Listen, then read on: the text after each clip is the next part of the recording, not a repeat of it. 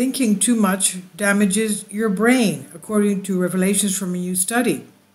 Thinking too much damages the human brain. The results of the study may lead to the development of a new technique for identifying extreme mental exhaustion and may influence work schedules to prevent burnout. Have you ever felt physically exhausted after a long day at work, even if you have only spent time sitting at a computer? There is a cause for this, according to scientists, since a toxic substance starts to accumulate in the brain after it has been active for prolonged periods of time, according to the Daily Mail. So as not to continue circulating the chemical, glutamate, the brain switches to activities that do not demand as much effort. According to neuroscientists from Salpêtrière University in Paris, in France, this emerges as a lack of motivation to complete tasks or cognitive exhaustion.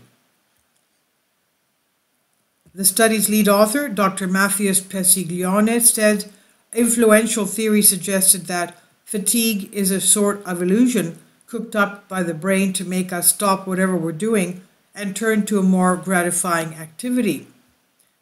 And then he said, our findings, though, show that cognitive work results in a true functional alteration, accumulation of noxious substances. So fatigue would indeed be a signal that makes us stop working, but for a different purpose. It's to preserve the integrity of brain functioning.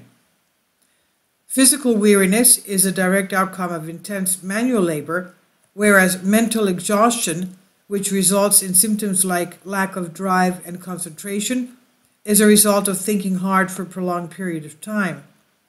In the study, which was just published in Current Biology, the researchers aimed to comprehend what mental weariness actually was and why it manifested.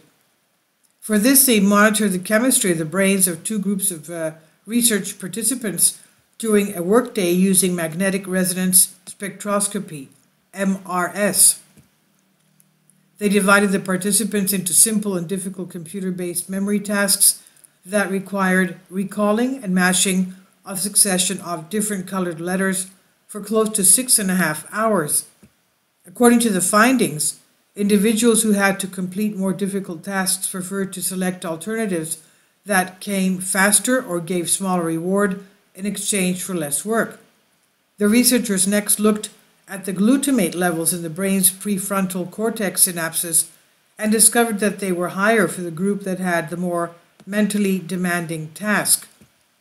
The authors claim that this corroborates their claim that the brain switches to lower effort behaviors as a result of glutamate buildup. It does this to prevent the accumulation of cycling of this potentially hazardous subject, which could harm brain functioning.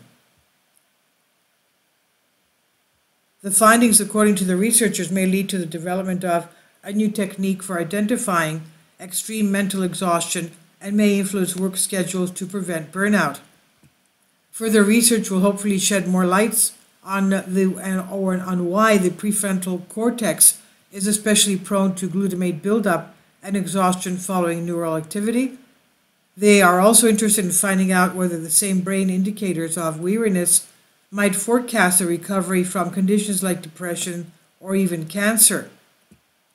Dr. Pesiglione advises avoiding making critical judgments when weary and obtaining lots of rest when exhaustion sets in, even if there is no way to circumvent this limit to our cognition.